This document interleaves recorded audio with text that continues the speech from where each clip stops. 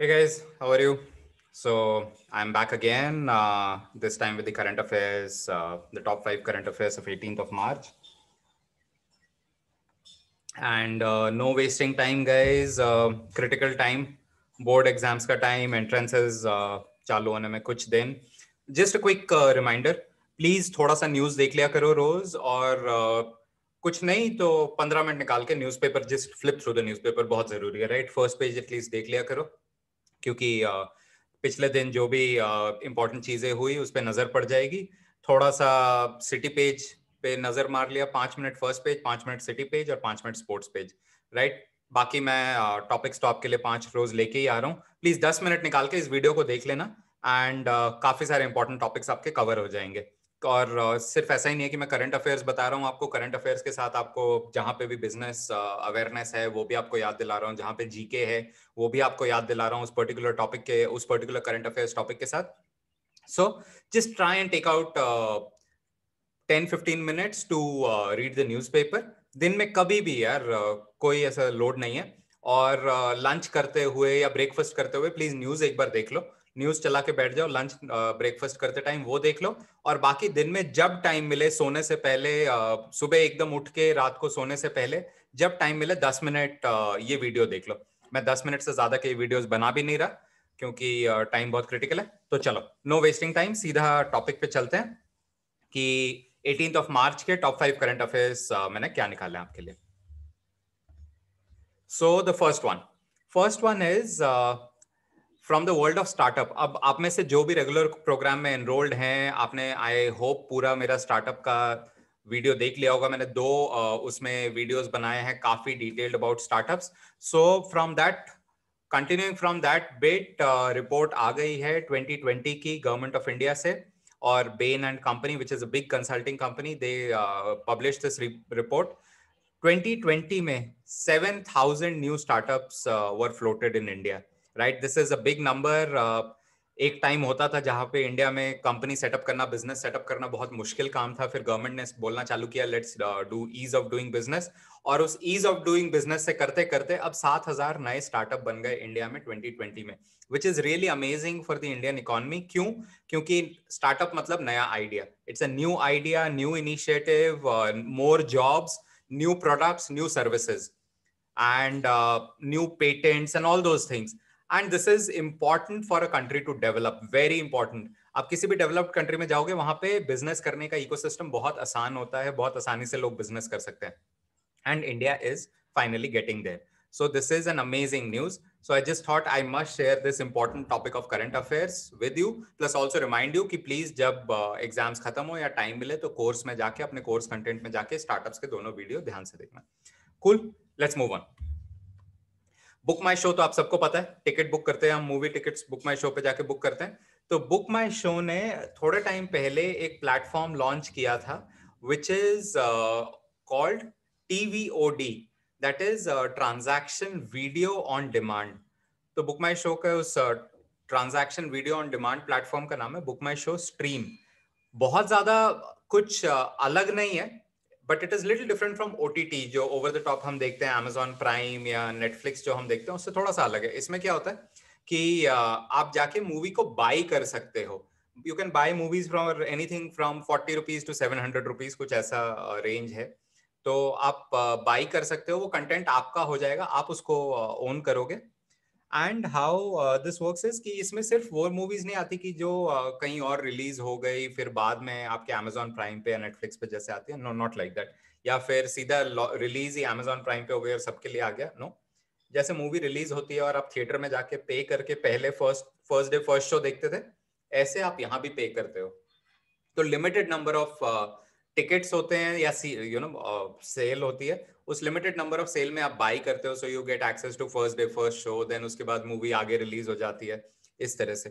तो आप उस मूवी को बाई कर सकते हो. The important thing is, just wanted you guys to know the name of the service via this current affairs topic is called Book My Show Stream, and this is different from OTT. TVOD, TVOD stands for Transaction Video on Demand, right? These are two GK topics that I wanted to also cover through the Book My Show stream service news. Right, let's move on to the third one. और third है कि government of India Google app store हम सबको पता है, Apple play store, Google play store हम सबको पता है, एप्पल ऐप स्टोर हम सबको पता है, वहां से हम जाके अपने एंड्रॉयड फोन्स, आईफोन्स के लिए ऐप डाउनलोड करते हैं। अब government of India is saying India का एक अपना ऐप स्टोर होना चाहिए जिसमें इंडियन एप्स होस्ट होंगे which are meant for use by Indian public. क्यों? क्योंकि अगर आपको याद हो, पेटीएम काफी एंटी चला गया था गूगल के कि गूगल की बहुत ही डिस्क्रिमिनेटरी प्रैक्टिसेस हैं, वो इंडियन एप्स को अलाउ नहीं करती, ये लिमिटेशन वो लिमिटेशन, ये कंप्लायंसेस वो कंप्लायंसेस, काफी काफी रेस्ट्रिक्शंस है दोनों ही, गूगल प्ले स्टोर में भी और एप्पल ऐप स्टोर में भी। So with this impetus government of India कह रही है कि India is very keen to develop an app store of its own. So our information technology minister Ravishankar Prasad did a press release and made this announcement. If it happens, काफी अच्छा हो जाएगा। काफी सारे इंडियन एप्स जो कि गवर्नमेंट ऑफ इंडिया के app हैं, जैसे कोविन हो गया, हमारा आरोग्य सेतु हो गया, डिजी लॉकर हो गया, पेटीएम हो गया, PhonePe, all these are Indian apps, right? तो कोई और अगर ऐप स्टोर उसको ब्लॉक भी कर दे या ना उसको होस्ट करे, वो स्टिल हमारे पास अवेलेबल रहेंगे, and this will be very advantages for the entire Indian population. Cool. Moving on to the next one. अब this is link to the world of automobiles and business.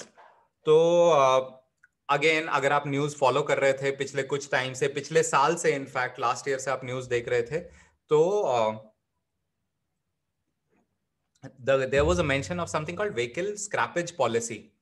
Vehicle scrappage policy पे बताता हूं मैं क्या है, but the news is कि अब अगर आपके पास 15 साल से ऊपर की गाड़ी होगी तो starting October you will have to pay 8 times the registration charge. अगर आप में से किसी ने भी नई गाड़ी खरीदी है, किसी के फैमिली में भी, तो आपको पता है राइट, गाड़ी खरीदने का प्रोसेस क्या होता है। आप शोरूम पे जाते हो, जो प्राइस होता है वो एक्स शोरूम प्राइस होता है, वो सिर्फ कार की या आपकी टू व्हीलर की वैल्यू होती है।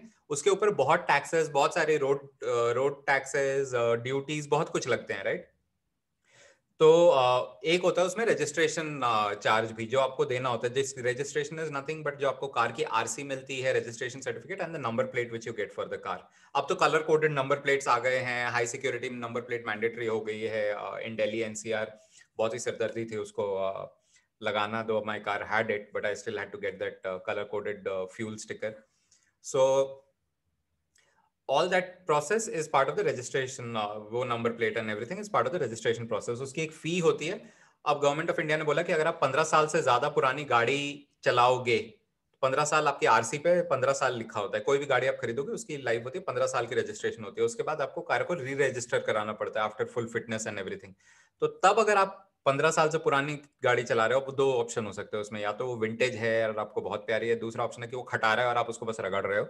दोनों केस में आपको 8 गुना पैसे देने पड़ेंगे for the age registration. And why government is saying this? Because government says कि all these old cars become one they add they are a menace on the road, they are too very outdated technology, and simple logic, right? All the new cars come in with all the safety features, airbag, seat belt, good brakes and everything, electronic stability control, whereas these old cars have none of these. So one, they are not really safe for the occupants, and two is the second reason is they are polluting also, because अब जैसे BS6 आ गया, BS6 all the engines are far more cleaner as compared to engines of vehicle जो 15 साल पहले बने थे, which were naturally aspirated. तो इसलिए गवर्नमेंट ने काफी ड्यूटीज बढ़ा दी हैं कि अगर आपको गाड़ी चलानी है तो आपको बहुत हाई पे करना पड़ेगा। और उसमें है स्क्रैपेज पॉलिसी। तो गवर्नमेंट वांट्स कि अब 15 साल से जितनी पुरानी गाड़ियां हैं, 15 साल 20 साल, उन गाड़ियों को आप ले जाओ, प्लीज उनको मायापुरी में ले जाके मत कटवाओ। प्रॉपर स्क्रैपिंग सेंटर्स होंगे जहां पे व्हीकल को प्रॉपर्ली डिसमेंटल किया जाएगा, रबर की जगह रिसाइकलिंग पे जाएगा, मेटल के पास जाएगा। जो चीजें which are hazardous, harmful, like PU foam, वो जगह वो अपना प्रॉपर्ली डिस्पोज होगा, जो आपके सीट के फोम होते हैं, right? So these things will be properly dispose, the vehicle would be properly dismantled. और जब आप अपनी कार को वहां डिस्पोज करोगे तो आपको जब आप नेक्स्ट कार खरीदोगे तो आपको उस पर डिस्काउंट मिलेगा, because you'll get a certificate of scrappage कि आपने स्क्रैप किया है। So you'll get a proper certificate stating कि on your next car you'll get this much of discount. और you would also get the next car company, they'll also offer you discounts because आप उन्हीं का पुराना product छोड़ के नया product ले रहे हो by scrapping it via them. So lot of incentives are built in as part of the vehicle scrappage policy. और ये बहुत जल्दी इंडिया में लॉन्च हो जाएगी। और जब हम व्हीकल्स की बात कर ही रहे हैं So yesterday, one more thing happened, which is Skoda.